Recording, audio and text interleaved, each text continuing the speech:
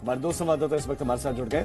खालिद हमारे साथ जुड़ गए हैं और मनीष शुक्ला हमारे साथ जुड़ गए हैं। खालिद, महबूबा मुफ्ती का ये एक बार फिर से बयान जिसमें वो पाकिस्तान के साथ बातचीत की वकालत कर रहे हैं, ये क्या वो तिलमिलाहट है? क्योंकि कश्मीर के लोगों को आर्टिकल 370 हटना पसंद है, देश के लोगों को ये बड़ा फैसला रास आया, लेकिन वो ठेकेदार से बनती जा रही है, ऐसा लगता है कश्मीर की।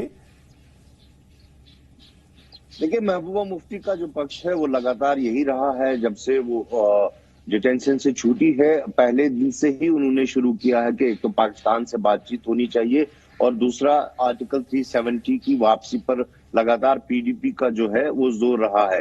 दरअसल उनका जो पॉलिटिकल मोटिव है वो यही है कि उनको लगता है इससे जो उनकी साख्त है, पॉलिटिकल साख्त जम्मू कश्मीर में, वो उसको अगर वापस लाना है तो इन दो मुद्दों पर बात करनी है। और जहां पर भी आप देखें पिछले एक साल में अगर उन्होंने कहीं पे भी जनसभा की हो या फिर कहीं कोई फंक्शन में हो, तो ये दो बातें उन्होंने जरूर कही है। एक तो कि पाकिस्तान से बातचीत हो तभी जम्मू कश्मीर में अमन आ सकता है, और दूसरा ये कि आर्टिकल 370 को हम सूद के समेत वापस लेंगे। और कल जो रामबंद के बानहाल क्षेत्र में उनकी जनसभा थी उसमें भी उन्होंने यही बात दोहराई।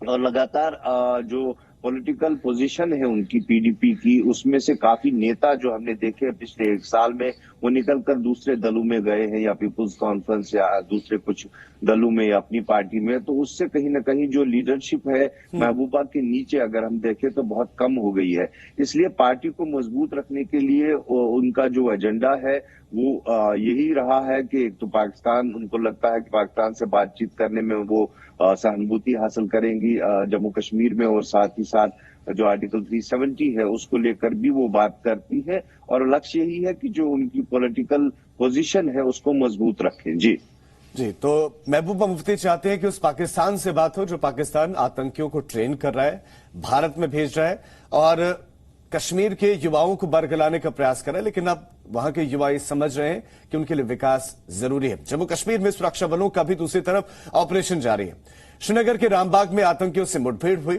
इस दौरान 3 आतंकी मारे गए आतंकियों में टीआरएफ कमांडर मेहरान यासिन भी शामिल हैं। हमारे साथ मनीष शुक्ला बने हुए हैं। मनीष, बहुत बड़ी कामयाबी।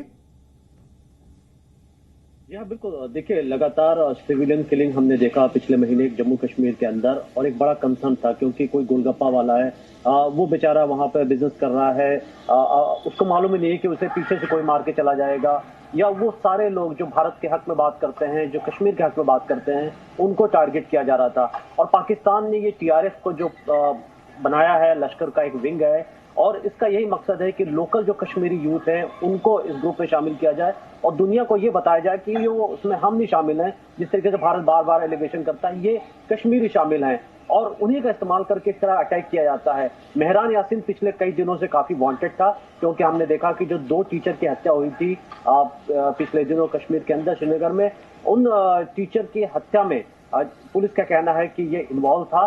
और कई अटैक, चाहे ग्रेनेड अटैक हो, कुछ पुलिस वालों पर हमले करना हो, मेहरान यासिन एक बड़ा नाम सामने आ रहा था और काफी जो हमारी इंटेलिजेंस एजेंसीज है वो फोकस कर रही थी। और कल हमने देखा कि श्रीनगर सिटी के अंदर जिस तरीके से स्पेसिफिक ऑपरेशन किया गया बिना खुद की कैजुअलिटी किए हुए, वो एक बड़ी कामयाबी मानी जा रही है। जी मनीष, बहुत शुक्रिया आपका जानकारी के लिए। खालिद, आपका भी बहुत शुक्रिया इस जानकारी के लिए। तो पाकिस्तान जिन आतंकियों को ट्रेन करके भेज रहा है, उनको ट्रेनिंग दे रहा है, ऑपरेशन ऑल आउट के तहत ढूंढ कर उनका खात्मा किया जा रहा है। Presenting B News app available on Google Play and App Store. Download it now.